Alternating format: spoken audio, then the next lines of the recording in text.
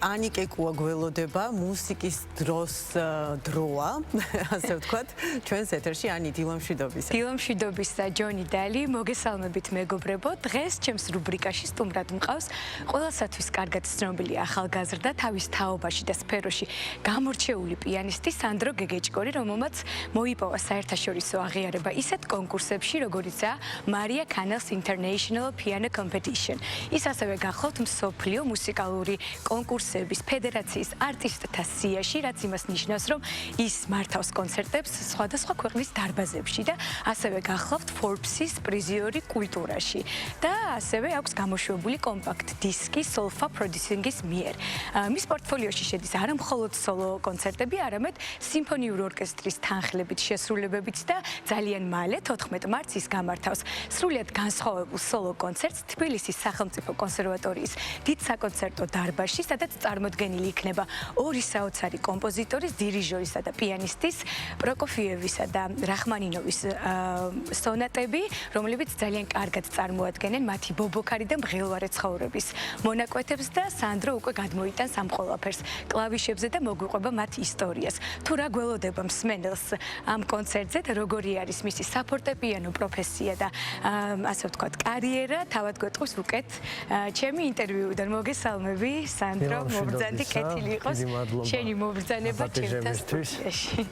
ძალიან მოხარული ვარ, ვიცი რომ ძალიან რთულია დილა ადრიანა მუსიკოსებისთვის განსაკუთრებით ჩვენთან სტუმრობა, თუმცა უღრმესი მადლობა ამისთვის. პირიქით, მადლობა თქვენ. პირველ რიგში გილოცავ სოლო კონცერტს, რომელიც გველოდება 14 მარტს და მინდა გკითხო ასეთი რამ, შენ ბევრი ცნობილი კომპოზიტორის ნაწარმოებები გაქვს შესრულებული, ბეთჰოვენის, შუბერტის და ასე შემდეგ. საინტერესოა ამ შემთხვევაში, საიდან წამოვიდა ეს კონცეფცია, რატომ აარჩიეს ორი რახმანინოვი და პროკოფიევი შენთვის? რა მნიშვნელობისაა ეს ორი ადამიანი? იცით, რახმანინოვის შემოქმედება ბავშვობიდან ძალიან ახლოს იყო ჩემთვის, იმიტომ რომ აი ჩემს ოჯახის წევრებს თუ პედაგოგებს თუ მეგობრებს, მუსიკოს მეგობრებს რომ მკითხოთ, აი ბავშვობაში ვისთან იყო ესე დაახლოებული სანდრო, ყველა იტყოდა რახმანინოვს, იმიტომ რომ ნუ ხომ იცით, ყველა კომპოზიტორი ყველასთვის ინდივიდუალურად არის, აი ყოველთვის არის ვიღაც კომპოზიტორი, ვინცაც ინდივიდუალურად გამოარჩევენ, შეიძლება თქვან რომ აი ესე ვერ ვიტყვი რომ ვთქვათ ბეთჰოვენი უფრო ახლოს არის ჩემთან ვიდრე ის, ყვიბთ რომ ყველა გენიალურია, მაგრამ მაინც იქნება ეს რომ აი ვიღაც კომპოზიტორი ყოველთვის უფრო მეტ გრძნობას აღძრავს ადამიანში. ესე იყო ჩემთვის და არის დღემდე სხვათა შორის აი ეს გენიალური კომპოზიტორი რახმანინოვი და ყოველთვის ბავშვობაში მქონდა პროტესტი პროკოფიევის მიმართ. ძალიან მიჭირდა მისი მუსიკის მოსმენა, როცა მიწევდა ვცდილობდი თავი ამერიდებინა და მე მეუბნებოდნენ რომ ამის ასაკიც მოვა. აი ამიტომ ეს უკვე საინტერესო რომ აი ადამიანი კომპოზიტორი რომელსაც ყველაზე მეტად უსმენდი და კომპოზიტორი რომელსაც ყველაზე ნაკლებად უსმენდი. აი სწორედ ეს მინდოდა განგვეხილა იმ მაყურებლისთვის ალბათ საინტერესო იქნება. მოდი ჩავშალოთ მუსიკალურად ეს ორი კომპოზიტორი. ნუ პირველი შემთხვევაში რომ შევეხოთ რახმანინოს, უფრო არის ალბათ თუ სწორი შეფასება იქნება მელოდიური, ემოციური, უფრო მელანქოლიური და მოაქვს ესე ვთქვათ რაღაცა რომანტიზმი, გვიანი რომანტიზმის წარმომადგენელი იყო და ამის შემთხვევაში პროკოფიევის შემთხვევაში უფრო ჩემი აზრით ექსპერიმენტული არის, ენერგიული და ცოტა ირონიულიც და ანუ შენთან უფრო ახლოს რომელი არის ხასიათით, საინტერესოა. მე მგონი რახმანინოვი საერთოდ რომანტიზმის ბოლო კომპოზიტორად ითვლება, მაგრამ მე მაინც ვფიქრობ, რომ ეს რომანტიზმი არ არის, ეს არის უფრო მე-20 საუკუნის აი თქვენ რას ვთქვით ლირიული რაღაც აი რომანტიზმის აი ბოლო ესე ვთქვათ მახასიათებლებით, მაგრამ სუფთა წყლის რომანტიზმს მაინც ვერ ვიტყოდი, თუმცა აი თქვენ როგორც აღნიშნეთ, ხასიათობრივად ორივე კომპოზიტორი არის რადიკალურად განსხვავებული. თუნდაც იმაში გამოიხატა, რომ პროკოფიევს პრაქტიკულად თავის ნახევარი ცხოვრება საბჭოთა რეჟიმის დროს მოუწია და ჰქონდა მცდელობა წასულიყო, მაგრამ მერე მოხდა ისე რომ დაბრუნდა და სხვათა შორის ისეთი ბედი ერგო წილად რომ ნუ ეს სრობილი ამბავია ზუსტად იმ დღეს გარდაიცვალა, როდესაც იოზეფ სტალინი და ამის გამო პრაქტიკულად მთელი ქვეყანა, ანუ არავის საერთოდ არ გახსენებია არც მისი პანაშვიდი, არც მისი დაკრძალვა, იმიტომ რომ ყველა გლოვობდა სტალინს. ამიტომ ეს ეს ასეთი ბედი იყო სამწუხაროდ. რახმანინოვმა კი ეს სონატა სხვათა შორის დრეზდენში მოგზაურობის დროს დაწერა, ჯერ კიდევ სანამ დატოვებდა ქვეყანას სამუდამოდ და ითვლება როგორც ერთ-ერთ ყველაზე იშვიათად შესრულებად სონატად მისი ფორმის, სირთულის და აი არ ვიცი როგორც ამბობენ მიუღწევადობის გამო, იმიტომ რომ ნოტების მოპოვებაც კი ასეთი მარტივი არ არის, რომ ამ სონატის ნოტები მოვიპოვოთ. და ზუსტად ის ორი კომპოზიტორი, ორივე თითქმის ერთი დროის და ორივე რადიკალურად განსხვავებული. და ეს ასევე ცოტა რომ აი ესე რომ შევეხოთ ისეთ ამბებს, რაც ოფიციალურად დასტურებული არ არის. აი მითებს, აი ცნობილი მითია, რომ არ საშინლად არ უყვარდა პროკოფიევს რახმანინოვი, იმიტომ რომ როგორც რიხტერი ამბობს, ძალიან გავდაო. ესე იგი ერთი წეში შეყარე ეს ორი ადამიანი მაინც ესე გამოვიდა. ამიტომ იცით რა არის, როდესაც აი ესე კონცერტს გეგმავ, ჩემი გადმოსახედიდან საერთოდ მუსიკოსმა უნდა ყოველთვის იფიქროს არა მხოლოდ თავის თავზე, არამედ მსმენელზე. ეს აი სათაურზე კონცერტის პროგრამირება ძალიან მნიშვნელოვანია. ეს მინდა და ამას დაუკრავ და ის არ მაინტერესებს რა სიტყვის, ესეც თავარია, რომ ის რა სიტყვის, ის როგორ მიიღებს, რომ საბოლოოდ მუსიკა იქმნება მსმენელისთვის.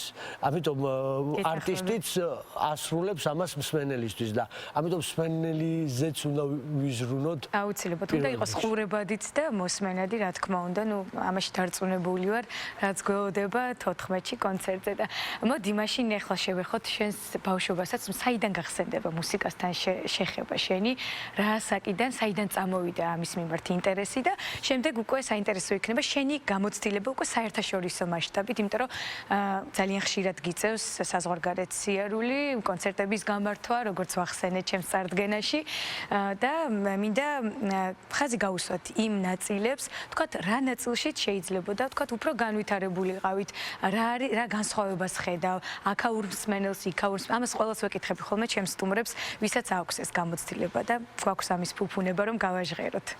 იცით მე 5 წლის ასაკიდან პრაქტიკულად დედაჩემის დამსახურებით ყველა სფეროს მოვედი, ანუ ეს იქნება უცხო ენები, მუსიკა, ცეკვა, სპორტი, ყველაფერს აბსოლუტურად, იმიტომ რომ დედაჩემს ესეთი მიდგომა ჰქონდა, რომ მე რომელიც ყველაზე მეტად მოეწონება და ჩათვლის ბავშვი, რომ ყველაზე ახლოს არის ამასთან, იმას აირჩევს და ჩემს ოჯახსაც სხვათა შორის. ხო და მართლაც ეგრე მოხდა, სადღაც 10 წლის ასაკში უკვე ძალიან სერიოზულად დავიწყე ფიქრი.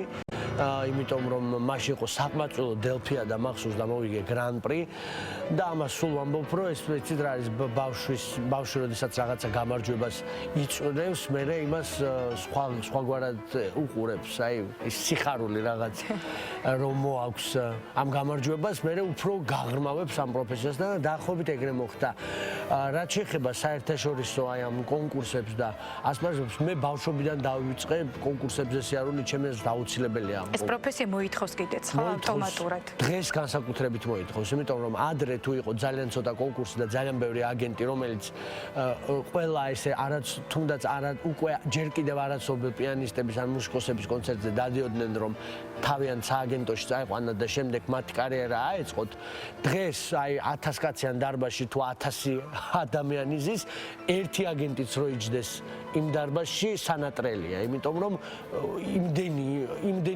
იმდენი მუსიკოსია, ჯერ უკვე ძველი თაობიდან აღიარებულები და იმდენი მუსიკოსი, რომელიც ეს აგენტები დაკავებული არიან მათი კარიერით, რომ აღარ რჩებათ ადგილი და დრო, რომ სხვა თუნდაც სულ გენიოსი იყოს, ოღონდ შედარებით ახალგაზრდა მუსიკოსებს იმდენი ყურადღება მიაქცევენ, მაგრამ ზუსტად ამ კონკურსებიდან გამომდინარე გამონაკლისები ხდება, ამიტომ უნდა იარონ მომავალმა თაობამ და ახალგაზრდებმა აუცილებლად კონკურსებზე. ერთი წაგება იქნება, მეორე წაგება, მესამე აუცილებლად გამარჯვება იქნება. ეს ძალიან დიდ გამოცდილებასაც აძლევს და ეტყობა კიდეც კლასზე აუცილებლად მუსიკოსს და მოდი რახან ახალგაზრდა თაობაზე საუბრობ და ახალ თაობას შევეხეთ. მე მგონი ცნობიერების ამაღლების კუთხით გარკვეულწილად რაღაც სამუშაოები მიმდინარეობს და დღეს ბევრად უფრო კარგი მდგომარეობა კლასიკური მუსიკის კუთხით, ხო?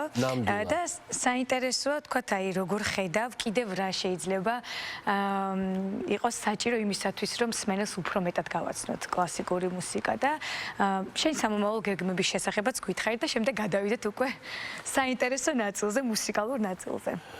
ჩვენთან ძალიან განვითარდა მე ახლა არ ვარ ასაკით ისეთ რომ მახსოვდეს თქვა 2000 თუნდაც 10-იანებში ან კიდე იქამდე რა ხდებოდა მაგრამ შემიძლია ვთქვა რომ ბოლო 10 წელიწადში აი რაც შემიძლია შევადარო აი 10 წლის წინ რა იყო და დღეს რა არის ძალიან განვითარდა კლასიკური მუსიკის აქტუალურობა რატომ იმიტომ რომ აი თითქმის ყველა კონცერტზე აი მართლაც ესეთ ღირებულ კონცერტზე არის სავსე დარბაზი ანუ ძალიან დიდი მოთხოვნა ეხლა ჩემს კონცერტზეც რო დავდეთ ბილეთები ზუსტად 2 დღეშია აღარ იყო თითქმის ბილეთები კი ამაზე ვისაუბრეთ და უკვე ძალიან სასიხარულო ამბავია დავამატეთ ამის გამო აი ეხლა კიდე რამდენიმე რო დამატებ 2 დღის წინ დავამატეთ ბილეთები ეს გადანახული გქონდა რომ აი რაღაც რომ მოხდეს ფორს მაჟორი რო იყოს რაღაც რამდენი მაგრამ მიუხედავად მოთხოვნა იყო რომ დავამატეთ ბილეთები და 5 ბილეთია დარჩენილი უკვე 14 მარტს არის კონცერტი ჯერ კიდე ანუ რა მინდა ვთქვა რომ ძალიან მომატებულია ინტერესი და ეს მხოლოდ და მხოლოდ შეიძლება იყოს სასიხარულო იმიტომ რომ